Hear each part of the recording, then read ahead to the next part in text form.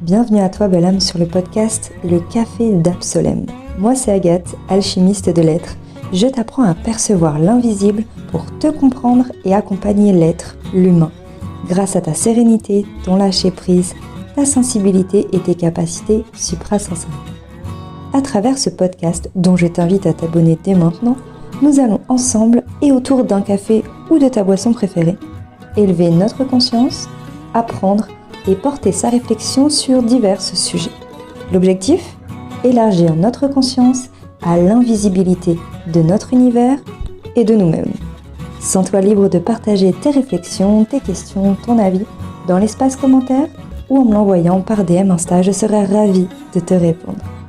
Prends ta boisson, pose-toi confortablement et entrons maintenant dans le pays des merveilles avec Absolem. Hello, bienvenue à tous sur ce nouvel épisode de podcast. Aujourd'hui, on va parler création de contenu. J'ai mon câble d'ordinateur, c'est pas grave. Et on invite aujourd'hui notre première invitée qui est Emeline. Bienvenue à toi Emeline dans le Café d'Absolem. Je suis trop contente de t'accueillir, vraiment. Merci beaucoup. Je suis super contente d'être là aussi, vraiment. Oh là là. Alors, pour petite storytelling, fact, on a tourné une première fois, il y a eu un bug dans l'enregistrement, dans le son, donc on retourne tranquillement une deuxième, mais tout va bien. C'est ça, non, mais pas le prendre comme ça, hein, ça veut dire que c'était pas le bon, et puis on le refait, et puis celui-ci, il va décoder du steak, quoi. Exactement. Bon, alors aujourd'hui, comme je l'ai dit, on va parler de création de contenu pour que ce soit vraiment magnétique, grâce à notre magnétisme.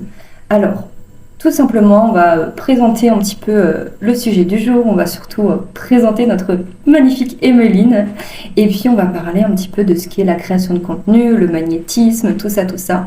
Voilà, donc si vous êtes partis, si vous avez votre petit café et que vous êtes installés, nous pouvons commencer. Alors du coup, Emeline, présente-toi, dis-nous qui tu es, ce que tu fais, tout ça, nous t'écoutons. Merci Agathe. Du coup, moi c'est Emeline, je suis consultante en communication et stratégie digitale. Je vis dans le sud, c'est-à-dire que je partage mon bureau de freelance avec mon gros chat noir et je suis à mon compte depuis 2 ans. Donc depuis 2 ans, j'ai commencé en tant que simple community manager et en fait, toucher tout que je suis et puis en fait même comme c'était dans mes compétences du fait de mes études, je me suis réorientée, j'ai réorienté mon chemin on va dire et j'ai arrêté de faire que du community management et aujourd'hui je fais un peu de tout, c'est-à-dire que je peux créer des identités visuelles comme vraiment créer des stratégies de communication complètes, très orientées sur les réseaux sociaux comme aussi sur d'autres médias. Je ne fais pas que les réseaux sociaux. J'ai l'étiquette des réseaux sociaux parce que je suis sur Instagram, qu'on me suit ici et que apparemment je suis plutôt douée dans ce que je fais. Très douée. donc voilà, mais je fais aussi la petite carte de site tout simple. Je fais aussi des sites web. Enfin voilà, je touche vraiment à tout. C'est génial. Et si je devais vraiment me résumer, moi j'aime bien dire que mon objectif c'est de capter l'essence d'un projet pour la réutiliser à travers la communication et rendre la communication aussi simple que authentique et efficace. Aussi simple que authentique et efficace, ça c'est les mots parfaits qui te représentent en fait. Et fun. C'est vrai que quand même. Après voilà, en fait ça va dépendre vraiment de l'identité de base de l'entreprise, parce que c'est ça, quand je dis l'essence, c'est vraiment qu'est-ce qui fait le projet, qu'est-ce qui fait l'entreprise, et en fait c'est ça que je vais chercher à capter. Clairement, si on est sur quelque chose de fun, ça sera forcément fun à certains moments. Exact. Si on est sur quelque chose d'un peu moins fun, ça ne veut pas non plus dire qu'on va faire une com avec un bail dans le cul, mais voilà, on va trouver des choses de temps en temps qui vont nous rendre un petit peu fun, mais on va rester quand même cohérente. Exactement. Voilà. Merci pour t'être présentée. Je vais mettre ton Insta, tes petites coordonnées, ton site et tout dans la barre, dans la description, exactement, c'est bien. Et puis on va en parler un petit peu à la fin du coup pour que tout le monde ait les infos nécessaires pour te retrouver. Alors aujourd'hui, comment créer du contenu Instagram magnétique? Ça vaut pour Instagram, mais ça vaut pour tous les réseaux évidemment. Donc du contenu magnétique grâce à son magnétisme. Alors déjà, quel est ton rapport avec la création de contenu, le contenu en termes général? Dis-moi tout. C'est une question qui est assez rigolote parce que pour le coup, moi de base j'étais community manager, mais j'étais vraiment pas créatrice de contenu. Enfin, en fait, quand j'ai commencé moi, à être community manager, c'était à côté de mes études. Et clairement, la création de contenu s'arrêtait à prendre de jolies photos parce que c'était encore le moment où Instagram c'était des jolies photos, tu vois. Donc, créer du contenu, ça veut, parfois j'ai envie de dire, ça veut tout et rien dire. C'est vrai. Dans le sens où ça peut aller de la simple et très belle photo à une bonne vidéo qui peuvent être très simples, hein, à parfois des vrais contenus rédigés, des carousels. Je pense surtout aux carousels parce que ça, c'est vraiment. J'ai l'impression que c'est le nerf de la guerre, c'est d'arriver à faire des bons carousels. De délivrer de la valeur, si je reprends les termes un petit peu génériques. C'est ça. Voilà, c'est hyper intéressant et c'est quelque chose du coup dans quoi je suis tombée quand je me suis mise en fait à mon compte en tant que community manager. Non pas pour les autres, parce qu'en fait pour ma clientèle j'étais plus la personne qui tenait le compte, qui gérait, qui pilotait le compte et qui répondait aux messages. Enfin voilà, j'étais une vraie community manager au sens pur du terme. Et je m'occupais pas du tout de la création de contenu, mais par contre il a fallu moi pour m'en sortir, puis en fait pour trouver et attirer mes premiers clients, que je me penche sur ma création de contenu à moi. Donc j'ai un peu tout testé parce que je suis partie de zéro comme beaucoup de personnes, même si c'était mon métier et que j'ai fait de la communication, je repars quand même de zéro parce que c'est une façon de communiquer qui est très propre aux réseaux sociaux. Oui. Et ensuite, ce qui est hyper intéressant, c'est que chaque réseau social ayant un public d'utilisateurs différents, des formats différents, enfin voilà, on va devoir s'adapter et essayer de comprendre en fait les codes de communication qui nous correspondent, qui vont correspondre à notre cible et qui vont correspondre aussi aux médias qu'on utilise. On peut prendre des super casse-têtes comme ça, mais en fait la réponse à quel contenu va fonctionner et est-ce que je vais réussir sur tel ou tel réseau social, la réponse elle est toute simple, il faut tester. C'est vrai. Il faut tester des formats, il faut tester des sujets, il faut tester des façons de communiquer, il faut vraiment tout tester tout le temps, jusqu'à trouver sa façon de faire, celle avec laquelle on est à l'aise, celle qui fonctionne, et en fait celle qui nous démarque, ainsi de suite sur du long terme. Parce que bien sûr, en fait, dans la communication, il y a communiquer, mais la communication, il faut qu'elle soit stratégique. Oui. Il faut qu'elle serve un objectif. Et à partir de là, du coup, on est pas que dans la création de contenu, on est dans ce qu'on appelle le marketing de contenu. Et en fait, le marketing de contenu va venir en fait épouser nos objectifs business. Si je peux parler, j'aime jamais trop utiliser les jargons un peu anglophones, mais bon. On est dans le business, donc autant parler de business. Et en fait, c'est là que ça va être intéressant d'avoir une création de contenu qui n'est pas juste pour créer du contenu. Voilà, on n'est pas sur je prends une photo et je raconte ma life et c'est comme ça que forcément ça va venir à moi. H24, on va être sur plein de choses différentes, délivrer de la valeur, comme on dit. Apporter des astuces, apporter des infos, sensibiliser, faire de la prévention en fonction de ce dont on parle, informer et au final créer du lien aussi. Très important.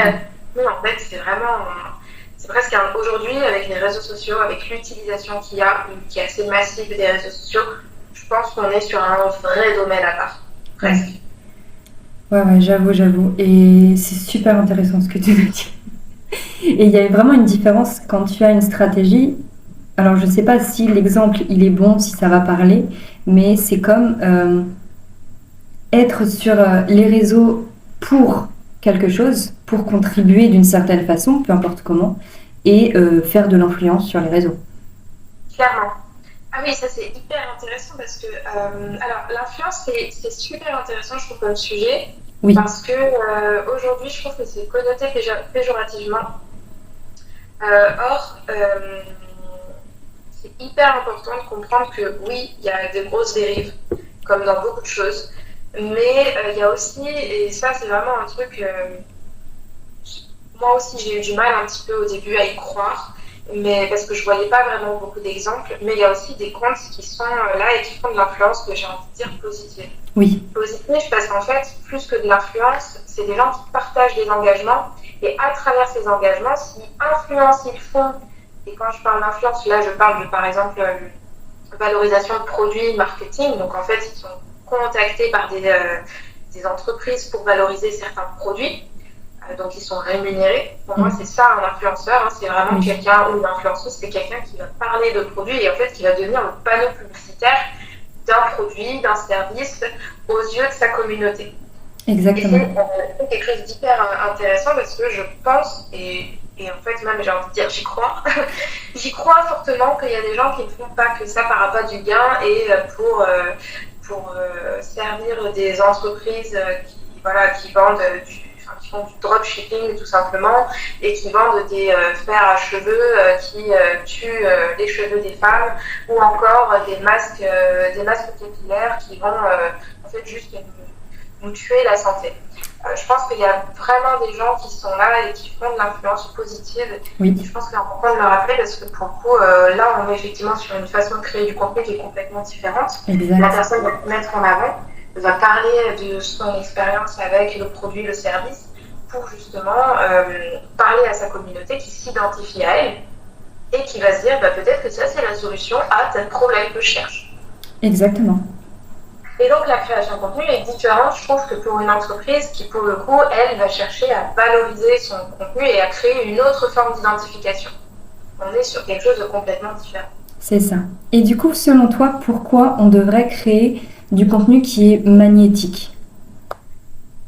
Parce que, déjà, la première réponse, j'ai envie de dire, pour répondre à des objectifs, parce que si on crée du contenu, mais que notre contenu il n'a pas du tout ce magnétisme-là qu'on espère avoir, c'est-à-dire qu'il ne va pas nous rapporter les résultats qu'on cherche. Parce que créer du contenu, encore une fois, pour créer du contenu, c'est caduc. Créer du contenu par rapport à un objectif, là, c'est intéressant. Mais du coup, il faut vraiment se rendre compte que un contenu, si on veut qu'il réponde à un objectif, il faut faire en sorte que ce contenu-là réponde à cet objectif. Bien sûr. Donc, il y a que cette idée de magnétisme est intéressante parce que il faut attirer les bonnes personnes. Et donc, ça veut dire qu'on sait aussi à qui on va s'adresser. Il n'est pas question là, pour le coup, de créer du contenu un petit peu comme une star qui est trop belle et donc juste prendre une photo de son mémoire, ça va lui ramener 18 000 likes, 18 000 commentaires de lourdeau en dessous et puis voilà quoi. On est sur une autre forme de magnétisme. On va parler, c'est hyper intéressant parce que je trouve que cette question, je trouve que cette question elle est intéressante parce que les comptes qui se démarquent ne sont pas spécialement les comptes les plus beaux. Oui. C'est des comptes qui dégagent un truc, c'est des comptes qui vont créer une émotion, c'est des comptes qui vont... Et alors, il y en a qui vont se montrer parfois, il y en a d'autres qui ne vont pas du tout se montrer. Il y en a qui vont utiliser des images figuratives, même des emojis, et ça va marcher. Et il y a des personnes qui ne vont pas du tout passer par ce biais-là, qui vont juste utiliser du texte et des couleurs, et ça va fonctionner de la même façon. Et ce qui est super intéressant, c'est que tout ça, ça fait un ciblage. Mm-hmm. On travaille, j'ai envie de dire presque naturellement, pour attirer certaines personnes. Parce que, au-delà du magnétisme, il va y avoir des mots puissants qui vont être utilisés, il va y avoir des couleurs puissantes qui vont être utilisées, il va y avoir des mots, même juste, je vous l'ai dit, des mots, non ? Oui, c'est pas grave. En fait, il y a phrasé et il y a les mots, et ça, c'est hyper important aussi. Il y a les images, il y a la façon de présenter le contenu aussi, qui va provoquer une attraction. Et tout ça compte, en fait. C'est pas un qui va plus compter qu'un autre. Et en fait, chacun va avoir un écho différent en fonction de la personne qu'on souhaite cibler. Moi, il y a des contenus sur lesquels beaucoup de monde accroche, et moi, j'accroche pas du tout. Je sais que je suis pas la cible, je sais que je suis pas la personnalité qui est appelée à aller sur ce genre de compte. Et en fait, c'est hyper intéressant de se poser la question de la psychologie derrière les contenus, en fait. Parce que les couleurs vont évoquer des choses sur la personne qui communique. Oui. Souvent, ça vaut beaucoup pour les réseaux sociaux parce qu'on est dans l'ère du personal branding. Et donc, forcément, les gens, maintenant, on voit une couleur ils se disent ah tiens c'est un tel ou une telle. Exact. C'est un petit peu le même effet que je sais pas si tu as vu cette publicité de McDo, je la trouve géniale, celle où il y a un gros zoom sur un bout d'une barquette de frites. Et en fait, on voit juste le liseré jaune, on voit juste le rouge, on voit juste un petit peu les frites et on sait que c'est McDo. Là, tu es en train... Exactement, je me permets, là, tu es en train de me replonger carrément dans mes années de lycée. J'ai fait un bac STMG, option marketing, et on était pleinement dedans, dans les publicités où, McDo, là, tu vois un panneau sans texte, avec juste les couleurs, tu te dis c'est McDo automatiquement. Parce qu'il y a un truc, ça dégage quelque chose. C'est directement, tu sais que c'est ça. Parce que tu as l'habitude de le voir. Et parce que c'est ça la publicité, en fait, quelque part. Et en fait, ça fonctionne exactement pareil sur les réseaux sociaux. À force de voir quelqu'un, en fait, de voir des couleurs, de les associer à une personne, de les associer à un compte Instagram, il se passe ce qui s'appelle... en fait, dans notre cerveau, ça laisse une trace mnésique. Ok. Cette trace mnésique laisse dans notre inconscient une sorte de, ce qu'on pourrait appeler une sorte de souvenir, en fait, c'est ça, une trace. Et en fait, le fait de la revoir, d'être reconfronté à quelque chose qui va nous le rappeler, ça va réactiver cette trace mnésique. Et c'est justement la répétition de l'activation de cette trace mnésique qui va nous permettre de mieux reconnaître les marques. Quand on voit ce bleu nuit et ce orange, on pense orangina. Et en fait, c'est vraiment le principe justement de chaque... les marques ont très vite compris ça. Il y a le côté psychologie des couleurs. Et ensuite, c'est pour ça qu'il n'y a pas besoin du logo. Parce que ces pubs-là ont tellement fonctionné. Moi, j'ai trouvé génial quand je les ai vus, ces pubs-là. Je ne suis pas spécialement fan de McDo, mais c'est vrai que quand je suis passée devant, je me suis dit, ils ont tout compris. Ils ont tout compris et ils nous prouvent qu'il n'y a pas besoin de logo, que ça y est, le M, on peut le passer, on n'en a plus besoin. Ils nous prouvent qu'il n'y a même pas besoin d'écrire McDo dessus, mais on sait que c'est McDo et on sait que, on a quand même envie un petit peu de frites croustillantes. C'est ça. C'est hyper marrant et je trouve que je pense que la publicité a beaucoup à nous apprendre en fait. C'est de la même façon que, il y a de la joie, la chanson Il y a de la joie, maintenant on l'associe tous à Badois. Et pourtant, ça vient pas de là, mais c'est un jeu de mots et c'est pareil, ça a laissé une trace mnésique. Et cette trace mnésique, elle a été même accentuée par le fait qu'on connaissait tous déjà Il y a de la joie. Il y a les hirondelles, il y a de la joie. C'est ça. Et en fait, ils ont réactivé un truc et bam, on fait l'association. Il faut penser que c'est hyper psychologique en fait la création de contenu et que ça dépend de plein de choses, de comment on va se présenter, mais aussi avec qui on veut accrocher. Exactement. Et alors c'est là que c'est intéressant, je trouve, le personal branding dans la création de contenu, parce que ce qui va être déterminant, c'est comment j'attire avec ma personnalité. Ça, c'est intéressant quand, par exemple, alors on peut très bien connaître sa clientèle cible, comme on peut ne pas la connaître. Si on ne la connaît pas et qu'on a envie, par exemple, de se dire, tiens, j'ai envie d'attirer des gens qui ont envie de travailler avec moi parce que ils cherchent quelqu'un comme ci, comme ça peut être intéressant. De la même façon qu'on peut savoir avec qui on travaille, avoir un persona hyper ciblé et se dire, ma création de contenu, elle va me permettre de faire le tri, d'aller la chercher, elle. Et dans ce persona-là, d'aller même chercher des personnes qui ont ce caractère précis. Et les autres, je les veux pas, parce qu'ils n'ont pas ce caractère précis-là. Et c'est hyper reconnaissant, en fait, du coup, de réfléchir à la création de contenu. Moi, je trouve vraiment qu'aujourd'hui, au début, j'étais un petit peu sceptique sur le terme créateur de contenu. Je comprenais pas trop, parce qu'au final, quand on communique sur son activité, on est tous un peu créateurs de contenu. Bien sûr. Et je pense aujourd'hui, après avoir bien passé du temps à créer du contenu pour moi, comme pour ma clientèle, je pense que c'est un vrai métier. Oui. Et je pense que c'est, on n'est plus, d'ailleurs c'est très intéressant, avant il n'y avait que le community manager, maintenant on a le community manager, le content manager, celui qui s'occupe justement de la création de contenu, et le social media manager qui est celui qui va s'occuper de la stratégie à partir des réseaux sociaux. Donc on a 3 métiers en un et je pense que même ces 3 métiers, ils commencent encore plus à se... peut-être que le créateur de contenu va s'ajouter parce qu'on est sur... même si le content manager crée du contenu, je trouve qu'on est sur quelque chose d'hyper spécifique en fonction des réseaux investis. Et je pense qu'il y a des gens qui sont très spécialisés sur un réseau et du coup qui en fait pour une entreprise ça peut être hyper intéressant d'avoir une personne hyper spécialisée sur plusieurs réseaux si elle a plusieurs réseaux. Comme ça chacun s'occupe de sortir le meilleur en fait de sa compétence, comme d'avoir une seule personne que sur un réseau social si ce réseau social là a été défini comme étant l'unique intéressant pour la stratégie de l'entreprise. C'est ça. C'est super intéressant. Super intéressant. Et du coup, je voulais revenir sur le côté magnétisme. Alors, je pense que pour certains, ça va un petit peu tiquer, mais on va rétablir la vérité. Le magnétisme, c'est une capacité parapsychique, comme j'aime le dire. Ce n'est pas simplement des guérisseurs qui frottent leurs mains, qui imposent leurs mains et qui font des trucs avec les énergies.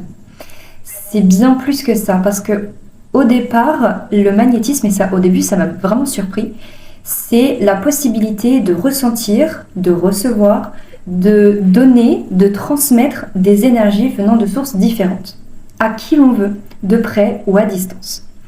Donc en gros, déjà, je le rappelle, tout est énergie. Donc ça veut dire les émotions, c'est des énergies, les sentiments, c'est des énergies. En soi, avoir confiance, la valeur des informations, des conseils, c'est de l'énergie. Donc quand tu transmets un conseil, quand tu fais un contenu avec les 5 conseils pour, je sais pas, te sentir bien, tu transmets, tu fais du magnétisme. Clairement. Quand tu parles avec quelqu'un et que tu lui apportes ton aide d'une certaine façon, c'est du magnétisme. Donc, déjà, là, tu sais que tu fais du magnétisme n'importe quand.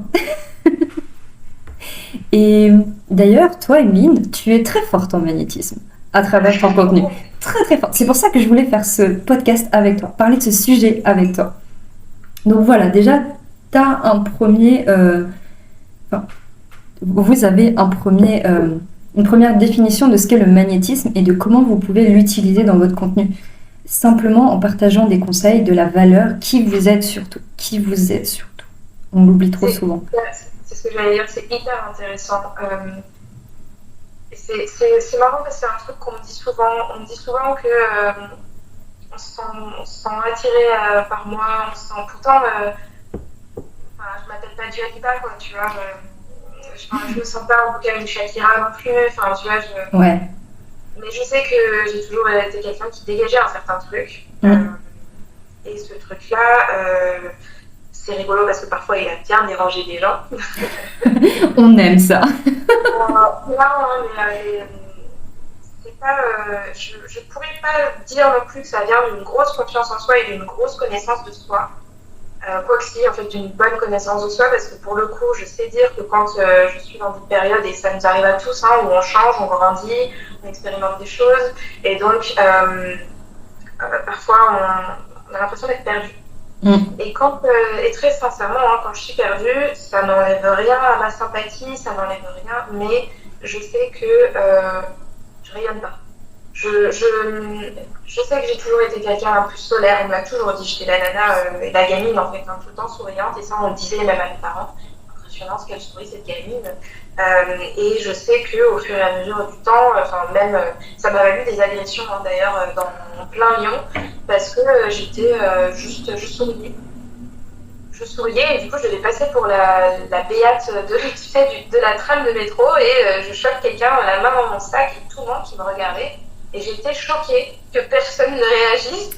Et ça m'est arrivé plusieurs fois. Donc c'est pour ça que je sais que le fait qu'on semble trop rayonnant, gentil, etc., je sais que ça attire et que les gens... je sais pas. J'ai jamais trop compris parce que la moindre des choses, ça serait de venir en aide. Mais je sais qu'on attire aussi pas forcément les bonnes personnes, du coup. Pour le coup, moi, je m'intéresse, mais je suis pas non plus à 100% dans tout ce qui est énergétique. Et donc, vibre ce que tu vibres et tu attireras ce que tu vibres. J'ai eu des expériences différentes, donc j'ai envie de dire, ouais, bof.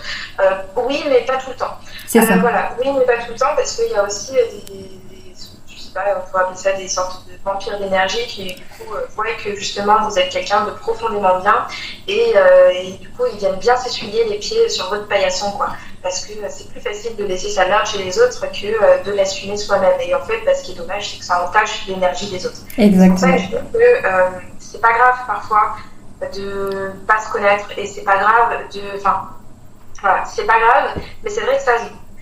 Et c'est pour ça qu'on fait un gros travail quand on se lance, de toute façon sur les réseaux sociaux, les gens sont souvent là à râler de pourquoi il faut définir mon projet, pourquoi il faut que je dise qui je suis, pourquoi il faut que...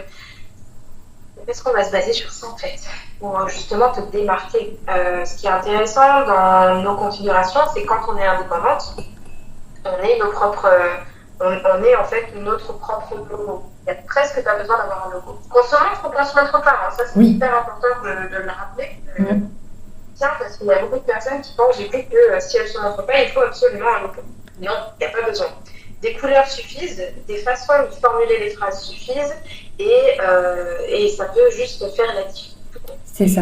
Il n'y a vraiment pas besoin de se montrer, il n'y a vraiment pas besoin. Voilà, il ne faut pas se flageller si on ne se montre pas.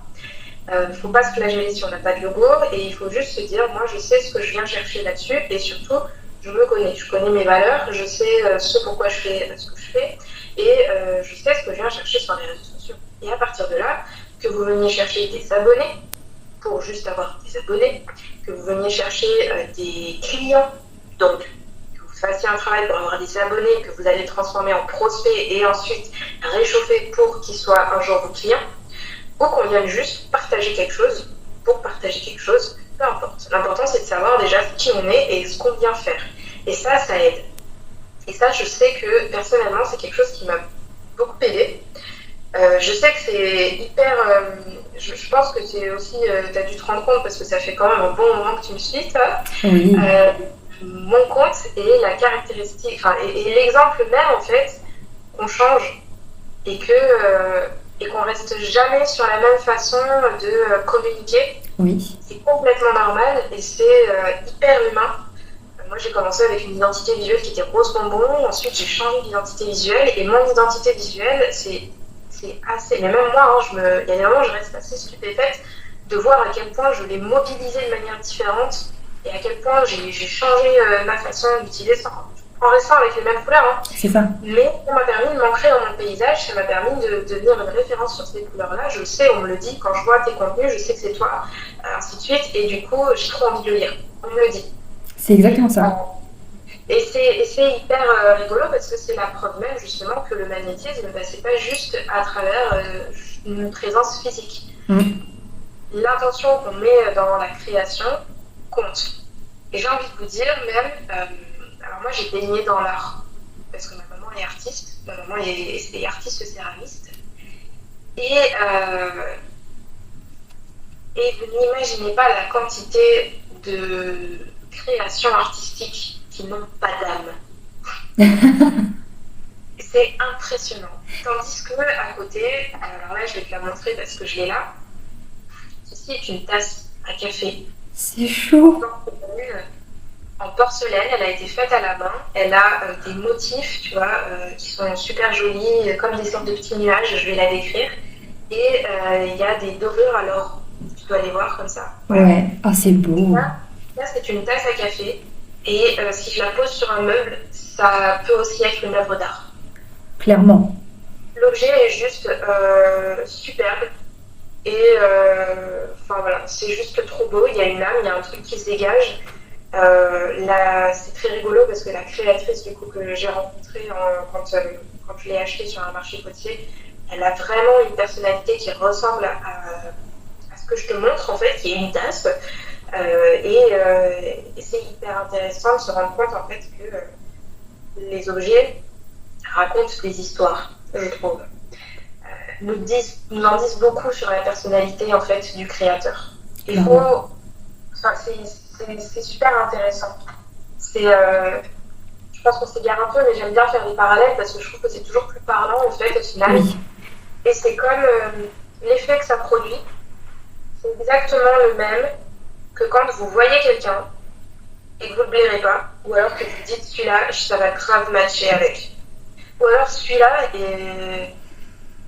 je vais parler, on va parler entre filles, hein. Oui. Celui-là, celle-ci, elle est grave beau gosse, mais je sais pas, il y a un truc que je trouve pas, quoi. Ouais. Vraiment, je peux pas me le blairer, pourtant, mais qu'est-ce qu'il est beau, quoi. Ou alors, qu'est-ce qu'elle est belle, mais je la blaire pas. Ouais, en fait, et c'est complètement ok, c'est pas grave, en fait. Enfin, je veux dire, c'est pas grave, on peut trouver quelqu'un d'attirant et en fait, juste ne pas matcher. C'est pas du tout problématique non plus, mais c'est intéressant parce qu'il y a quand même une forme de magnétisme, Oui. mais qui, justement, est un petit peu différente. Il y a une sorte d'amour-haine, on comprend pas trop, mais en fait, il faut juste se laisser guider et se dire que, bah voilà, ok, s'il y a une partie pour laquelle je matche pas, c'est qu'il y a bien une raison. Et ça, c'est un truc. Les personnes me disent souvent, oui, mais moi je suis timide, je sais pas comment je vais faire du coup. Comment je peux développer tout ça. Et c'est là, c'était la partie très intéressante de quand on a tourné notre podcast, là, c'est justement, il faut tester, il faut se lancer. La meilleure école pour apprendre, c'est votre vraie vie, c'est de vous observer. C'est de vous rendre compte de comment vous interagissez avec les autres et de vous dire est-ce que je suis satisfaite là de mon interaction avec les autres. Parce que si vous êtes quelqu'un qui avait envie d'être solaire et qu'en fait vous faites la gueule tout le temps, on est un petit peu mal parti. Il va falloir travailler justement sur comment est-ce que je peux devenir cette personne solaire que j'ai envie de devenir. Et vraiment, Shakespeare disait, donc ça c'est une petite instant citation comme la dernière fois, hein, c'est ça. La vie, c'était comme une scène de théâtre. Et c'est très rigolo parce que quand on vous dit pour opérer un changement, il faut incarner le changement, et là c'est vrai. Et donc, la meilleure façon, je pense, pour être un bon créateur de contenu, c'est déjà de s'exercer dans sa vraie vie et de se dire ok, là, comment je gère le truc, qui je suis. Et en fait, c'est comme ça qu'on va se rencontrer, c'est comme ça qu'on va se définir, c'est comme ça qu'on va développer son magnétisme. Ça, je le dis parce que on ne dirait pas comme ça, mais je suis hyper timide. Je suis quelqu'un qui se laisse très facilement intimider par les autres, très facilement intimider par des situations. Je suis une très très grande flippée de la vie. Et en même temps, j'ai développé l'audace. J'ai développé l'audace parce qu'à un moment donné, quand j'étais en première L, voilà, donc j'étais déjà dans la catégorie des yeux berneux du lycée, quoi. Et je suis devenue jeune ambassadrice de l'UNICEF. Donc là, Agathe se dit waouh, mais la semaine dernière, elle me parlait de choses de ouf, et là, elle m'en rajoute un que je connaissais pas, c'est un truc de dingue. Donc je suis devenue jeune ambassadrice de l'UNICEF et j'ai donc participé à des actions de valorisation, de sensibilisation, pardon. Donc je passais dans les classes. Sauf que moi j'étais hyper timide et surtout j'étais dans un groupe, donc on était un groupe de plusieurs jeunes ambassadrices de l'UNICEF et en fait il y en avait une, je l'admirais parce qu'elle avait un franc-parler, une authenticité et en fait elle en avait rien à foutre de déranger les autres. C'était impressionnant et elle était adorable, elle était gentille comme tout. Elle s'appelle Marine. Et vraiment, ça a été pour moi pendant un bon moment un modèle parce que je me suis dit j'aimerais être comme cette fille-là. Voilà, j'aimerais être comme cette fille-là. Mais en même temps, je savais que je ne voulais pas jouer un rôle. Oui. Je savais que j'étais dans le fond aussi un peu comme ça et c'est pour ça que ça m'attirait. Et du coup, en devenant jeune ambassadrice de l'UNICEF, il a fallu en première aile, moi, coincée comme jamais, que je passe dans les classes pour la journée du sida et que je distribue des préservatifs. Et que je fasse des démos, quoi. Alors merci l'UNICEF, mais j'étais absolument pas venue pour ça de base. On est d'accord. Je suis pas pour ça de base, et alors on est oh là là. Donc, et en fait, je me suis dit, il faut quand même que je le fasse. J'avais des quotas à remplir et tout, je me suis dit, bon, banco. Et quand je rentrais dans les classes, je me disais, je change de peau. Je me disais, je vais imaginer que je suis Shakira, je vais imaginer que je suis. Enfin voilà, je me donnais les noms de célébrités, et du coup, en fait, j'étais plus moi-même, quoi. Enfin, c'était pas que j'étais plus moi-même, c'est même plus que ça. J'assumais qui j'étais. J'assumais pourquoi j'étais là, j'assumais qui je voulais être, jeune ambassadrice de l'UNICEF à ce moment-là, personne qui parle de choses de jeune à jeune sans complexe, enfin tu vois, et ça m'a poussée en fait à m'affirmer, et en fait j'ai juste kiffé. j'ai kiffé et je pense que c'est une expérience du coup qui m'a beaucoup marqué, qui m'a beaucoup aidé derrière à décrocher le fameux job dont je t'ai parlé, parce qu'il faut savoir, si vous connaissez la Drôme, que vous êtes passé sur l'A7 et que vous avez vu le panneau La ferme aux crocodiles, ben, il faut savoir que j'y ai travaillé pendant 4 ans. Ça a été mon premier job après en sortant du lycée, donc pareil, moi j'ai toujours décroché mes jobs en faisant des blagues. Et j'y suis allée au début, mais en fait là la blague c'était à moi-même que je la faisais, j'étais en mode ouais je vais passer un entretien et tout, on va faire mon croco et tout, je croyais pas des masses. J'étais flippée comme Jaja, je m'étais fait une jolie tresse parce qu'avec mes cheveux je voulais surtout pas paraître, tu sais, de trop et trop farfelue. Je m'étais bien habillée et tout, j'y vais et j'étais emballée dans le cul jusqu'à ce qu'on me dise écoute, on a besoin que tu racontes une histoire, on veut voir ce que tu vaux quand tu racontes une histoire. Et en fait, j'ai commencé à raconter l'histoire et là, le chargé de recrutement, il me dit alors attends, t'as le droit d'être. Il m'arrête comme ça et il me dit t'as le droit d'être. Montre-nous vraiment comment tu raconterais une histoire à des enfants. Et là, je leur ai dit, je peux faire des mimes? Oui, vas-y. Et alors là, je t'ai raconté une histoire, mais mazette. Je tenais jouer en fait. J'ai fait les oreilles du lapin, j'ai fait. Enfin, voilà, Et je me souviens qu'à ce moment-là, j'étais même dans une phase de déréalisation parce que je me voyais moi-même, tu sais, genre j'avais 2 mois dans la salle et il y en avait une qui me regardait qui me disait c'est foutu. Qu'est-ce que tu fous? Ce que je fais, mais c'est foutu, tu vois. Et à côté, l'autre, elle s'éclatait, elle était en mode plus aucune gêne, plus aucune honte, etc. Bah, j'ai été prise grâce à mon histoire. Et j'ai été guide du coup la première année. La première année, j'ai tellement plu qu'on m'a demandé de rester 2 semaines de plus. L'année d'après, j'y suis retournée et ainsi de suite. Je suis même devenue guide pendant toute une année. Et ça a été, je pense par contre, la meilleure expérience de communication pour moi. Parce que quand on est guide dans un parc, alors là c'est un parc zoologique en l'occurrence, tu peux pas être un guide et faire la gueule. Sinon, t'imagines l'expérience client. Pas ouf. Voilà, enfin, je veux dire, on a tous déjà eu une fois où on a croisé un guide quand on allait dans un musée ou n'importe quel parc, et le guide, il avait passé une mauvaise nuit, donc forcément il n'était pas, voilà, il vient de descendre 10 000 gamins des barrières et de leur expliquer que non, on ne monte pas sur une barrière pour 10 fois. Forcément, il est un peu rincé, mais ça ne laisse pas un super souvenir. Tandis que je pense qu'on a tous quand même eu cette expérience, en tout cas moi je le souhaite, d'avoir croisé un guide qui était juste fabuleux, qui nous a passionnés. Quand on est sorti de l'abbaye de Cluny, on a tout oublié. On a oublié les dates, on a oublié qui c'était les messieurs, on a oublié les trucs, mais c'était génial. On ressort, on a l'impression de sortir d'un Disney parce que la personne elle nous a emmenés dans son monde et qu'elle nous a transmis sa passion et qu'en fait, elle a fait un énorme travail de médiation. La médiation, c'est quand justement on a 2 personnes et qu'on essaye de communiquer une info et surtout de lui transmettre l'essentiel de ce qu'il faut qu'elle retienne. Et alors la médiation, c'est une forme de communication et il y a plein de façons de communiquer. Quand quelqu'un fait une conférence sur scène et qui parle d'un sujet, il y a la façon dont il va parler d'un sujet. Et la façon dont il va parler d'un sujet, ça va conditionner la façon dont on va recevoir le message et la façon dont on va intégrer l'information. Je pense qu'on a tous eu ce prof hyper chiant, hyper relou, que ce soit à la fac ou au lycée, et que quand on sortait des cours, on avait l'impression d'avoir rien appris parce qu'en fait on a plus essayé de se retenir, de dormir. Et je pense qu'on a tous eu, en tout cas je le souhaite, vraiment toujours je le souhaite, on a tous eu cette prof de théâtre qui, de littérature en tout cas, qui quand on passait sur le théâtre, elle aimait tellement ça que si elle était capable de monter sur la table et de jouer Hamlet sur sa table debout. Dites-nous en commentaire.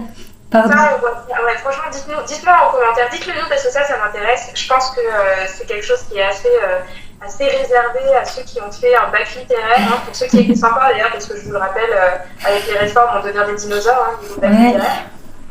Mais moi, pour ma part, j'ai eu cette prof-là, et cette prof-là a d'ailleurs été mes modèles en termes de personnalité, parce que je me disais, mais moi, un jour, j'ai envie d'être une femme comme ça. Et c'est ce genre de personne aussi que quand vous les rencontrez, vous vous dites, moi, j'ai envie d'être comme ça, et ça façonne votre personnalité de fil en aiguille. tu sais qu'avec cette personne, tu vas apprendre des choses. Elle va t'apporter quelque chose, peu importe comment, la façon ou quoi. Et du coup, dites-nous en commentaire quel est le prof où vous dormez en cours, clairement, vous n'arrivez pas à rester connecté à lui. Et moi, c'était l'histoire aussi. C'était impressionnant. J'ai jamais. Mais alors pour le coup, moi j'ai fait des études d'archéologie. Alors ça, c'est vrai que on l'avait dit dans le dernier enregistrement, on l'a pas dit là, mais ce qu'il faut savoir, c'est que de base, moi je suis archéologue. Et donc j'ai mis en pause mes études parce que je savais plus trop où j'en étais. J'avais une anorexie dans les pattes et quand on fait 39 kilos, c'est un peu difficile de réfléchir proprement à son avenir. Donc j'ai pris le temps d'une pause. C'est pas du tout tabou. J'en parle parce que je pense que c'est important de savoir aussi que voilà, c'est pas parce qu'on a l'impression qu'une personne réussit que c'est forcément facile. On est d'accord. Parce que j'ai quand même connu pas mal de choses et pourtant je suis jeune, j'ai que 26 ans et voilà, je touche du bois pour essayer d'avoir le moins de nouveaux épisodes comme ça dans ma vie.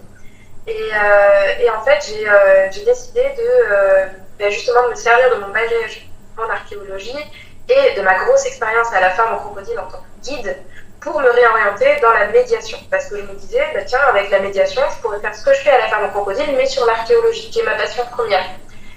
Et du coup, je me suis retrouvée dans un master culture et communication pour la médiation. Et en fait, je suis tombée les pieds dans l'eau dans la chefferie de projet. Parce que pour le coup, moi, j'étais la seule qui arrivait d'archéologie. Les autres venaient tous de communication, ce genre de choses. Ouais. Et donc, c'était un master semi-professionnel et il fallait gérer des projets pour des institutions. Donc, on avait des contrats, ce genre de choses. On avait des vrais événements à créer. Enfin voilà, donc il fallait y aller, quoi. Le truc, c'est que il faut toujours un chef de projet. Pour le coup, moi, j'avais aucune compétence. C'est-à-dire que moi, on me demandait de faire des affiches, mais alors il fallait surtout pas me laisser faire des affiches parce que j'allais te faire pleurer, mon gars. Mais alors, un truc, moi, j'étais des iguales, mais encore non, des iguales, il y a une esthétique, quoi. Il y a un truc, c'est vraiment joli, je trouve. Pour le coup, j'étais pire que Picasso et des iguales réunies, quoi, et je faisais des trucs, mais mazette, ça te piquait les yeux. Ah, j'étais vraiment pas bonne en création de contenu, donc dites-vous aussi qu'on part tous de loin et que c'est possible d'arriver quand même à faire des choses très chouettes. Exact. Du coup, je me suis formée au graphisme avec une graphiste en autodidacte. Et c'est cool. Mais non, moi, il fallait pas me laisser faire ce genre de choses-là. Contacter ensuite les radios, ce genre de trucs, je savais pas du tout comment faire.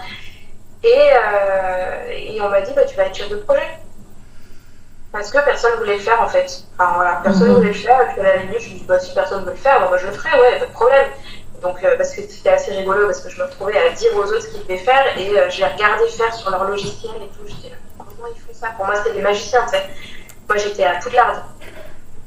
Moi, j'étais ah ouais, franchement. Tu prononces le D, toi, de Poudlard? C'était un truc de ouf. Moi, j'étais donnée qu'on avait envoyé à Poudlard, mais on n'a pas fait gaffe, quoi, tu vois. C'est ça. Je me rends compte qu'il y avait un moldu dans l'histoire, quoi. Mais du coup, je restais derrière les autres et je regardais ce qu'ils faisaient et je trouvais ça génial. Et du coup, je leur demandais des choses et j'ai commencé un petit peu comme ça.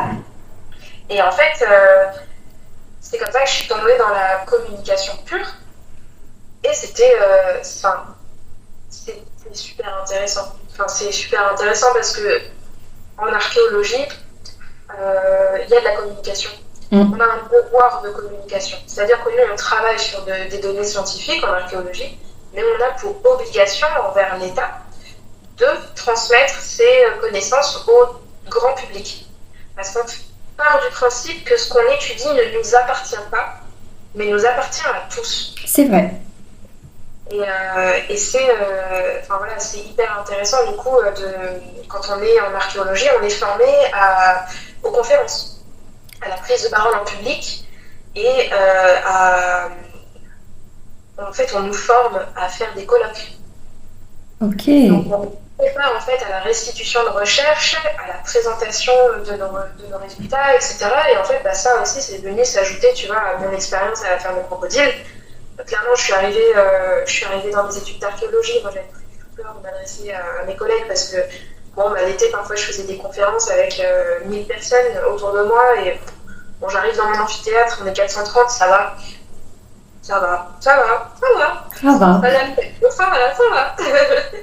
Et ça m'a beaucoup aidé, moi, sur tout ce qui a été création, valorisation, en fait.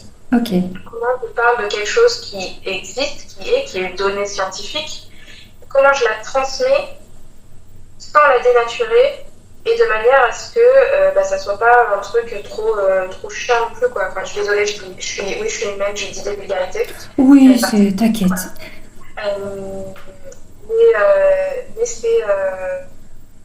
Mais c'est super intéressant parce que ça m'a beaucoup appris en fait. Toute cette expérience-là m'a plus appris sur la création de contenu que la création de contenu en soi, que mon métier, mes expériences en communication en soi.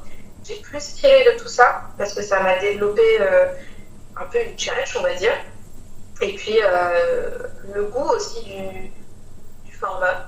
Le goût du format parce que quand on est guide et que, alors moi pour ma part, j'étais guide dans un zoo, la ferme aux crocos, il y a 300 crocos. J'étais là 2 mois minimum par année. Il y a une année que je l'ai faite complète. Et je vais vous dire que quand vous en êtes à votre 36e visiteur qui vous demande pourquoi le croco il a des dents en moins, et que vous vous retrouvez à nouveau à lui expliquer qu'en fait les crocodiles c'est pas comme nous, ils ont que des dents de nez et qu'en fait du coup quand elles tombent, quand elles se cassent, elles repoussent automatiquement, peu importe le nombre de dents qu'ils perdent. Ça fait quand même 36 fois que vous venez de le répéter. En fait, ça peut devenir relou. C'est ce qui fait que d'ailleurs beaucoup de guides, et ça je le dis parce que je l'ai vu de l'intérieur, sont plutôt aigris. Parce qu'ils ne savent pas se renouveler. Parce qu'ils n'ont jamais pensé à ça en commençant leurs études pour devenir guides. La plupart, ils deviennent guides parce que c'est des passionnés de voyage et qu'ils se disent qu'ils vont beaucoup voyager, etc. Et que voilà, le tourisme, ces trucs. Sauf qu'en fait, les personnes qui finissent dans le tourisme, la plupart du temps, se fatiguent de leur travail parce que ils sont pas en vacances, quoi. Et que au début, ça leur plaît, mais généralement, ils s'essoufflent un peu. Et ce qui est hyper important, c'est de savoir se renouveler. Et moi, je l'ai pris comme un challenge, en fait. En mode, on n'est clairement pas là. Je crois que c'est quelque chose qui m'a démarqué des autres, c'est que je n'étais pas juste là parce que je voulais en faire mon métier, quoi. J'étais là parce que c'était mon job d'été, mais en fait, plus qu'un job d'été, moi je l'ai pris pour un truc c'était une activité, quoi. C'était mon activité du jour, quoi. J'allais travailler, mais j'avais décidé de faire de mes journées du fun, quoi. Et quand je venais, du coup, je venais clairement pas pour à un moment donné être aigrie. C'est vrai qu'on devient vite, à force de répéter les choses, on s'essouffle vite. Et quand on a tout appris sur la ferme aux crocodiles, sur les crocodiles, sur la faune, sur la flore, et qu'on on est devenus des biologistes en herbe presque, il y a des moments, on ne sait plus qu'on a l'impression d'avoir fait le tour. En tout cas, moi, je suis quelqu'un comme ça, je suis quelqu'un qui apprend vite, et je suis quelqu'un qui forcément va vite un peu se lasser, qui a besoin de renouveau. Et en fait, la meilleure façon de se renouveler, c'est de changer sa façon de parler et de changer son discours.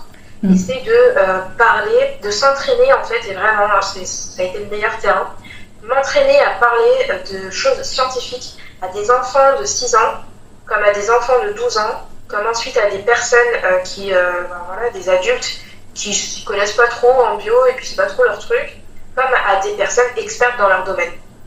Ah ouais, ça me fait penser ce que tu me dis. C'est ça, s'adapter en fait à ton public. Pendant 3 ans, il y a un moment, j'ai été conseillère en sexologie. Donc en gros, j'allais chez des personnes en style réunion de tupperware, mais sexy du coup, pour la sexologie. Et je parle quand même devant, en général, entre 5 à 10 personnes de sexualité. Comme ça, à des personnes que je connais pas forcément. Et c'était des femmes principalement, donc ça va entre femmes. Ouais, au début, c'est super complexe. Et quand tu commences à leur apprendre comment fonctionne le clitoris, comment fonctionne l'utérus, et qu'elles sont là en mode « Non mais quoi, qu'est-ce que tu nous racontes là ?» à mieux se comprendre elles-mêmes. Et du coup, à chaque fois, j'adaptais justement mon discours en fait aux personnes qui étaient présentes. Par exemple, quand il y avait plus de jeunes femmes, du coup, je leur parlais plus comme ça. Quand c'était des femmes beaucoup plus âgées, du coup, tu leur parlais un peu plus soutenu, etc. Enfin, il y avait une façon de parler adaptée au public. Et pourtant, c'est quelque chose de tabou quand même. Hein. Mais c'était des parties de rire, c'était incroyable. Ça, c'est la chose que, effectivement, on oublie souvent dans la communication. On parle beaucoup. Alors, c'est intéressant parce que dans le magnétisme, oui, communiquer, avoir des couleurs, avoir une identité, tout ça, ça va renforcer cette question de magnétisme en fait, la façon dont on va attirer à soi. Parce que, voilà, on se présente, mais du coup, très clairement, si j'ai envie d'attirer des gothiques, je sais ce que je dois faire. On est d'accord. Si j'ai envie d'attirer des gens qui kiffent les licornes, je sais ce que je dois faire.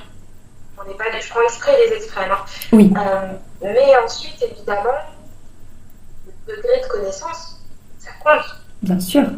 Il y a beaucoup de personnes, tu vois, par exemple, dans le bien-être, je vais prendre cet exemple-là, dans le bien-être, qui utilisent des couleurs vertes parce que c'est le bien-être, Alors déjà, c'est hyper cliché, ça ne vous aide pas du tout à vous démarquer. Et surtout, généralement, c'est vraiment un truc, ça ne vous correspond pas des masses, en fait.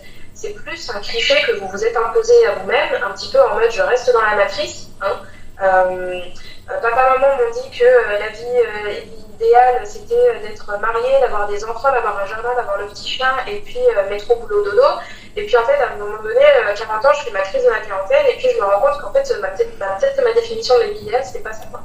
Et je prends cet exemple exprès parce que l'objectif, c'est de se dire, vous n'êtes pas obligé de prendre du vert parce que vous êtes dans le bien-être, vous avez le droit de sortir de la matrice, vous avez le droit d'utiliser un rouge fête hyper violent, hyper hard. Moi, je trouve qu'à la limite, ça pourrait être même très intéressant de parler de bien-être avec ce genre de couleurs. Et ensuite, surtout, c'est vraiment quelque chose que je remarque sur beaucoup de comptes sur le bien-être, soit on montre des avant-après, parce qu'on ne sait pas parler de ce qu'on fait, soit on va faire des carousels avec du texte qui touche le côté, tous les côtés, parce qu'on n'a pas pensé à la mise en page en fait. On s'est pas dit que peut-être que on étire vraiment le champ de l'écriture bord à bord, ce qui fait que c'est hyper illisible. On rajoute à ça en plus une écriture en petit vert tout léger sur un fond blanc. Alors là, si vous avez envie de vous faire comprendre, il faut parler la même langue que la personne en face et il faut l'aider. C'est-à-dire qu'au même titre que quand vous dites à votre enfant articule, moi j'ai envie de dire faites des choses lisibles. C'est-à-dire que, non, je suis désolée, une couleur claire sur blanc, ça marche pas. Moi perso, j'ai des lunettes, et moi je me dis, mais elle m'agresse. Je suis désolée, je le prends comme une agression. Et pourtant, on a bien dit dans la cour des récré qu'il ne fallait pas taper sur les gens avec des lunettes. On est d'accord. Donc, vous me faites des choses qui se lisent, s'il vous plaît. Vous me faites des choses, et dites-vous aussi quelque chose, c'est que ce que vous créez sur un grand écran d'ordinateur, ça n'a pas du tout la même gueule que quand on regarde sur un téléphone. La plupart des gens regardent ce que vous créez sur l'ordinateur sur un téléphone. Vous vous rendez bien compte quand même les différences de taille. Donc si vous arrivez à lire, à peine à lire, parce que sur l'écran, parce qu'il y a peine sur grand écran, dites-vous bien que sur téléphone, les gens ne vont pas lire en fait. Et il ne faut pas s'étonner qu'il n'y ait pas d'enregistrement, il ne faut pas s'étonner qu'il n'y ait pas de direct, il ne faut pas s'étonner qu'il n'y ait pas de commentaires. Hormis des commentaires, bonjour, vous avez écrit quoi? Parce que j'arrive pas à lire. Parce que moi, ça, je le laisse, du coup, quand je passe sur un compte comme ça. C'est pas méchant, Oui. Pour créer des découpes. Parce qu'en fait, il y a des moments, je me dis, mais après, les gens s'étonnent que ça fonctionne pas. Si vous ne faites pas en sorte que les choses fonctionnent, à un moment donné, je veux dire, l'objectif,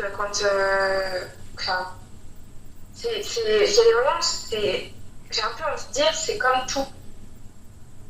Vous ne communiquez pas, vous ne pouvez pas vous attendre à ce que les gens devinent que vous vendez vos services. Vous ne pouvez pas vous attendre à ce que les gens devinent où est-ce qu'il faut aller se renseigner pour trouver ceci ou cela. Les gens, ils ne s'appellent pas Merlin. Il faut leur dire. Il faut leur dire, et il faut leur dire noir sur blanc. C'est comme un panneau de la route, quoi. Mais clairement, vous imaginez si les panneaux de la route ils étaient aux couleurs, oh là là, on verrait rien. On verrait rien, ouais, enfin c'est lisible. D'ailleurs la signalétique, c'est quelque chose qu'on travaille aussi dans les métiers de la communication. C'est hyper intéressant parce que en fait la signalétique, c'est travailler aussi sur des questions d'accessibilité. L'accessibilité, je le dis comme ça, c'est très en rapport avec les questions de handicap. Les personnes qui ont certaines déficiences, s'assurer qu'elles aient aussi l'information. Quand vous visitez les musées, prêtez attention à tous les dispositifs qui sont mis en place pour l'accessibilité. dans la signalétique. C'est hyper intéressant. Mm. On met pas de braille comme ça pour mettre du braille. On met du braille parce qu'on sait qu'il y a des publics qui viennent et en fait, l'objectif, c'est d'être accessible à tout le monde. Alors moi, ça me fait bien rire quand les gens ils sont là, oui, mais moi je veux que ça soit accessible, etc. Sur mon prix, commence déjà par être accessible par ta com. Après, le reste, on verra, parce que pour le coup, c'est pas en étant accessible justement avec des prix que tu vas forcément être vraiment accessible. Les gens, ils en ont rien à faire du prix. Ils sont prêts à payer beaucoup. Ils sont prêts à... Pour eux, quelque chose qui est cher n'est pas spécialement inaccessible. Mm. Par contre, quelque chose qu'ils ne comprennent pas, c'est inaccessible. Exactement. Ils vont même pas dire, j'en ai besoin. C'est elle qu'il me faut. Et ce qui fait que les gens sont prêts à mettre vraiment le prix alors je cherche une idée chez... Dans une tasse à café? Voilà, ben oui, la tasse à café, par exemple, elle a coûté 20 €, je crois. Ça va. Oui, pour le coup, ça va. Franchement, ça va. Pour une œuvre comme ça, faite main, avec le cœur, qui a justement l'âme de la créatrice, c'est ok. Ah oui, pour moi c'est complètement ok. Mais il y a des gens pour qui ça reste une tasse à café et du coup, voilà quoi. Enfin, je veux dire, tu leur dis ma tasse à café, voilà, ouais, voilà. Il y a des gens, ils refusent de mettre plus de 7 € dans un truc comme ça. Moi, je sais que personnellement, et je prends cet exemple-là, il y a 2 jours, je suis allée chercher un truc, oui, je cherchais des crayons et des carnets à Action. Mm-hmm. Et il y avait des tasses, des jolis bols, tu vois, et je me dis, ah bah tiens, je vais prendre 2 bols, quoi. Voilà, parce qu'on avait cassé les bols chez moi, et du coup, je me suis dit, bah voilà, je vais les remplacer, ils étaient jolis, etc. Je vois le truc, c'est bien solide, etc. Mais 12 € le bol. Mm-hmm. Mais moi, 12 € je demande à ma mère qu'elle m'en fasse, quoi. Enfin, je veux Bah dire, oui. c'est bon, et elle me les fera plus jolies, elle me les fera, enfin voilà. Parce que je préfère à la limite donner 20 € à quelqu'un qui va faire des vrais bols hyper uniques que payer un truc qui, enfin voilà, en plus je sais qu'on va me le recasser. C'est ça. C'est un peu parce qu'on casse mes tasses et mes bols, tu vois. C'est ça. Ah bah, je suis pareil. Du coup, dis-nous, quelle est ta contribution, on va changer de sujet, envers le monde? Donc, par rapport à tes offres, qu'est-ce que tu nous proposes? Par rapport à mes offres, c'est rigolo parce que si vous cherchez à percer, je le dis comme ça parce que je suis quelqu'un quand même de très sincère et ça fait partie de mon authenticité. Hein. Bien sûr.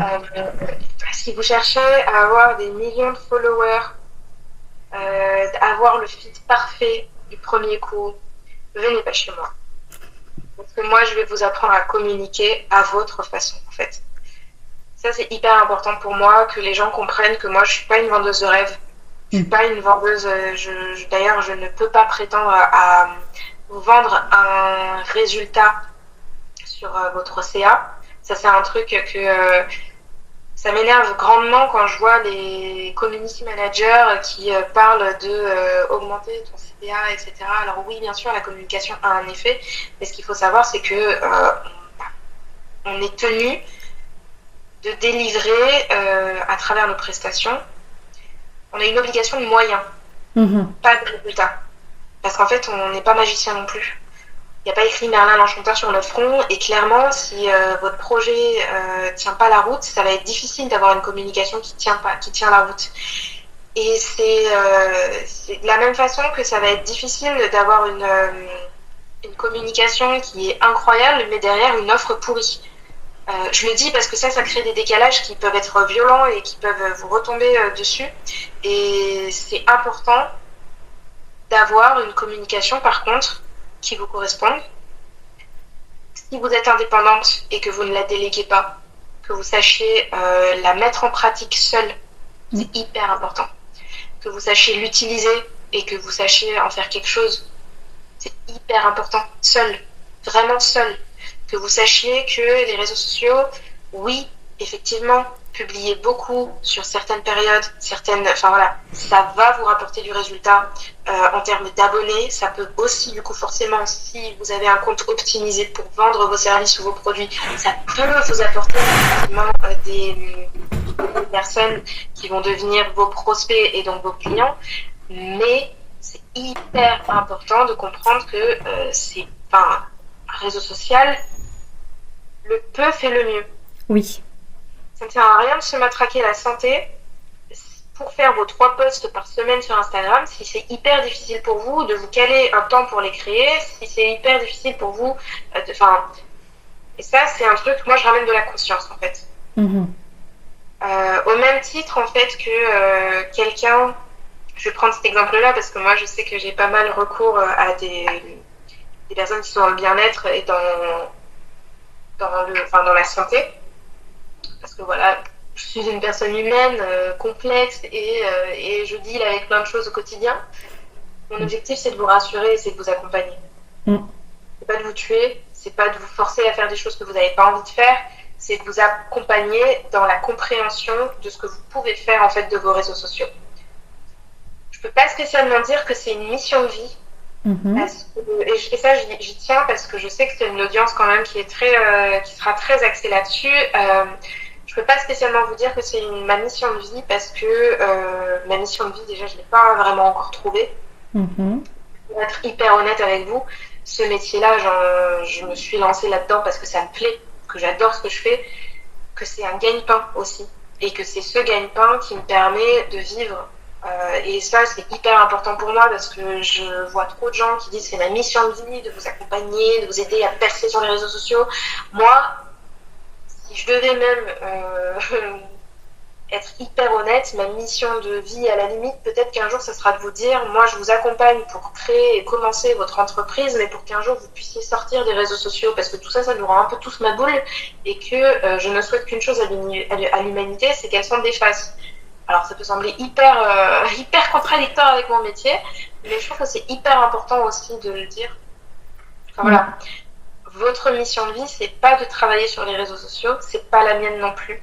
Ma mission de vie, c'est clairement pas de vous accompagner là-dessus, mais par contre, c'est de vous accompagner dans la compréhension de comment on plante une vraie stratégie de communication et comment, en fait, on la manie. J'ai dit que c'était ma mission de vie? Non, j'ai plus le mot, mais de toute façon, mission de vie, c'est plus prendre soin de soi, c'est plus se connecter à soi, se reconnecter à soi. C'est ça la mission de vie de chacun. Il n'y a pas de je dois faire ci, je dois faire ça. Parce que pour le coup, moi, ma mission de vie, mais je me sens personnellement, je me sens absolument pas concernée par. Si, bien sûr que si, je me sens dedans, mais je me sens pas concernée par la réussite du business de mes clientes. Voilà. Ça n'était pas ma mission de vie. Je suis hyper heureuse quand ça fonctionne pour elle. Oui. J'en fais une affaire personnelle quand ça fonctionne pas pour elle, pareil. Néanmoins, ça n'impacte pas mon bonheur parce que mon bonheur, personnellement, je le trouve ailleurs. Et par contre, si vous avez besoin de quelqu'un pour apprendre à valoriser ce que vous faites, apprendre à vous connaître aussi en tant qu'entrepreneuse, parce que c'est pas un chemin qui est facile quand on est seul, on peut toquer à ma porte. Là, oui. Si on a conscience que les réseaux sociaux peuvent être un tremplin, peuvent être un endroit où on essaye quelque chose, peuvent être, et que on espère aussi ne pas en dépendre entièrement. Oui, moi ma porte elle est grande ouverte. Si par contre vraiment on s'attend avec moi à ce qu'en 3 mois on ait 10 millions de followers et que les réseaux sociaux on envie et je finis à Dubaï, vous n'avez rien compris à qui je suis. C'est ça. Et quand on entre dans ton univers, de toute façon, on est embarqué dès le début. Et moi, ça fait longtemps que je te suis, ça doit faire 2 ans, je crois. Et à chaque fois que je vois tes posts, tes stories, à chaque fois même que je te parle et tout, je suis enivrée dans ton univers, dans ton aura. Et c'est tellement plaisant. C'est enrichissant, vraiment. Et toutes les personnes qui nous écoutent, peu importe qui tu es, même si tu n'es pas entrepreneur et que tu veux juste du soleil régulièrement, je t'invite vraiment à suivre M parce qu'elle est... Emeline, c'est un soleil de toute façon. C'est un soleil. C'est un plaisir. Voilà. C'est un plaisir, tu vois, parce que pour le coup, c'est vrai que moi, je deal beaucoup avec, en ce moment, vis-à-vis de mes aspirations et de... Enfin voilà, je suis dans une période où, comme je disais, moi je ne l'ai pas dit, mais moi je suis dans une période où je change, où c'est assez cyclique chez moi et je me pose de grosses questions sur les réseaux sociaux. Parce que je vois des choses et que je suis clairement pas en accord avec et forcément, j'évolue, j'expérimente, j'ai expérimenté pas mal de choses. Je continue d'expérimenter, notamment à travers mes prestations, mes clientes, parce que voilà, genre, comme je le dis, hein, moi, je deviens votre allié.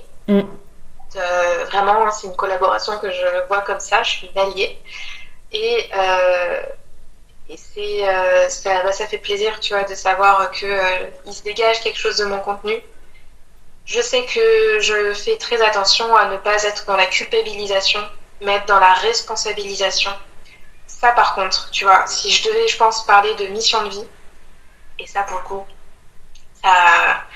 ça rejoint beaucoup de choses dans mon histoire. Je pense que je suis là pour vous aider à vous responsabiliser à travers ce que je communique sur les réseaux sociaux. Mais je le dis aussi parce que c'est quelque chose que j'essaye d'appliquer dans mon quotidien. C'est vrai qu'on me le dit beaucoup, que je suis très sage. Autant quand il s'agit de moi, personnellement, c'est très compliqué. Je suis un être humain très complexe. Mais les gens savent que chez moi, on peut tout dire. Chez moi, on peut être comme on est. Vraiment, les gens ont cette liberté d'être avec moi, se sentent bien avec moi. Et savent que chez moi, ils trouveront jamais de conseils non sollicités. Ils trouveront autre chose, de la douceur, de la responsabilisation, de la réflexion, parce que la culpabilité, ça sert à rien. Par contre, la responsabilisation, c'est autre chose, je pense. Et ça, je sais que c'est important. Je sais que c'est quelque chose que je travaille beaucoup dans mon contenu. Mon objectif, c'est de vous responsabiliser, vous aider à vous rendre compte que vous avez toutes les cartes en main. Que la seule chose qui manque généralement, c'est de passer à l'action. C'est de conscientiser des choses. Et ça se fait à travers votre aventure entrepreneuriale. Mais moi, toute seule, je ne peux pas vous aider, je ne peux pas faire les choses. C'est vraiment un travail ensemble. Et d'ailleurs, c'est très rigolo parce que quand j'accompagne des personnes, elles commencent en pensant qu'elles vont tout apprendre et qu'elles vont avoir la solution magique. Et en fait, à chaque fois, moi, je leur dis, on va voir. Je dois faire combien? 3 ou 4 posts? Tu vas en faire combien? Combien tu te sens d'en faire par semaine? 3 posts? T'as vu le temps que t'as passé sur un post? Et puis on commençait mollo. Et moi en fait je suis un accélérateur, je suis un moteur, mais je suis un accélérateur et un moteur avec de sérieux freins parfois. Parce que pour votre santé mentale c'est important. On est d'accord, on est totalement d'accord. Et il y en a beaucoup qui l'oublient ça justement. Ah ouais, non mais ça c'est un truc... Et surtout, ça je vais te dire, si vous me suivez sur mes réseaux sociaux, puisque Agathe vous a invité à venir me suivre, si vous me suivez sur mes réseaux sociaux, alors en ce moment je publie rien, mais ne vous comparez surtout pas à ce que je fais. Ne vous comparez surtout pas à ce que je fais parce que c'est mon métier. Donc moi j'ai envie de dire, il y a des moments j'ai que ça à faire, que de créer du contenu, que de réfléchir à tout ça. Je suis une stratège dans l'âme, donc au niveau contenu en tout cas. Donc voilà, je suis quelqu'un qui optimise les choses, j'ai testé beaucoup de choses, donc chez moi ça fonctionne parce que je sais à qui je m'adresse, je sais comment je le fais, je sais qui je suis en tant que professionnelle, donc ça m'aide beaucoup. Il ne faut pas se comparer non plus avec moi parce que en tant que communicante, j'ai du bon matériel, j'ai des logiciels qui me permettent de sortir de Canva. Parfois je reviens sur Canva parce que il y a des choses qui sont quand même vachement plus pratiques sur Canva. J'ai un iPad Pro. Donc mes stories sont hyper quali parce que je l'ai fait sur un truc qui est beaucoup plus pixelisé que sur un smartphone. Donc vous avez une qualité qui vous semble ultra ouf. C'est normal parce qu'en fait je fais quelque chose sur grand écran qui est déjà hyper quali sur grand écran. Et quand ça vient sur un petit écran, ça semble encore plus quali. J'ai un confort de faire les choses sur un iPad Pro qui est énorme. C'est pas le même confort que quand on est sur un téléphone. Néanmoins, ça reste la même chose, mais oui, il ne faut pas se comparer. Et c'est quelque chose qui est hyper important aussi pour moi de vous le dire, parce qu'il y en a, ils me disent, mais tes contenus, toi, tu as l'air de les faire si facilement. Ouais, mais moi, ça fait 2 ans que je fais ça, à l'âge 24. Pour moi, pour mes clientes, je vois un sujet, je sais ce que je vais faire. C'est ça. C'est de l'habitude, c'est de l'entraînement. Par contre, vous me mettez à côté sur une piste pour courir à côté du Sunbolt, je vais moins faire ma maline. Parce que j'ai aucun entraînement. C'est ça. J'ai un cardio d'huître. Voilà. Bienvenue au club. C'est normal. Non, mais c'est important. Je fais toujours des images. Je sais que je parle beaucoup aussi. Bonne chance à Kat pour finir tout ça. Mais je sais que tu le feras bien. Oui. Et voilà, je fais de tout. Je fais les réseaux sociaux, je fais les sites web, je fais les communications même externes. Je suis quelqu'un d'audacieuse et d'aventureuse, c'est-à-dire que je ne me cantonne pas que au digital. J'aime mêler le digital et le local. Donc si c'est des choses qui vous intéressent et auxquelles vous aspirez et que vous aussi vous croyez que ça serait bien de sortir les gens des réseaux sociaux un peu de temps en temps, vous pouvez venir vers moi. On va bien s'entendre. Du coup, où est-ce qu'on peut te retrouver ? Vous pouvez me retrouver principalement sur Instagram parce que voilà, même si je suis une pro des réseaux sociaux, je n'utilise que Instagram. Ça fait 2 ans que sur Instagram, je communique quand j'ai le temps. De toute façon, tout sera dans la barre d'infos, évidemment. Et je leur mettrai aussi un petit cut. Depuis mon compte Instagram, vous pouvez me retrouver, vous pouvez aller sur mon site web et vous rendre compte de ce que je peux faire, de ce que je sais faire. Et vous pouvez aussi m'écrire sur Instagram pour me parler de vos problématiques comme même de vos problématiques business, parce que je pense qu'en tant qu'entrepreneur et entrepreneuse, on a tous à s'apporter en se posant des questions mutuellement. En tout cas, c'est bienvenu chez moi. Pour celles qui seraient intéressées, je le dis, j'organise parfois des challenges et ça peut être hyper intéressant pour vous si vous savez pas comment démarrer, de commencer avec ça parce que voilà, je suis quand même community manager à la base aussi et c'est vraiment le community management, c'est sous-exploité. On parle beaucoup de création de contenu, mais on oublie beaucoup le community management et c'est, à mon sens, voilà, les deux vont ensemble. Donc, sachez-le, je fais pour ceux qui ont du mal à comprendre comment utiliser Instagram, c'est fait pour vous. Ouais, allez-y, vraiment. Je vous le recommande de tout cœur de travailler avec Emeline parce que c'est un petit bijou. C'est uno pepitas, comme j'aime le dire. Après, je vais teaser un petit peu, mais pour toutes les indépendantes, là, je suis en train de revoir un petit peu mon fonctionnement parce qu'au final, la question de l'accessibilité pour moi est très importante. Ça doit me venir un peu de la culture, tout ça. C'est très important pour moi. Je sais qu'un accompagnement au sens strict, c'est pas à la portée de tout le monde.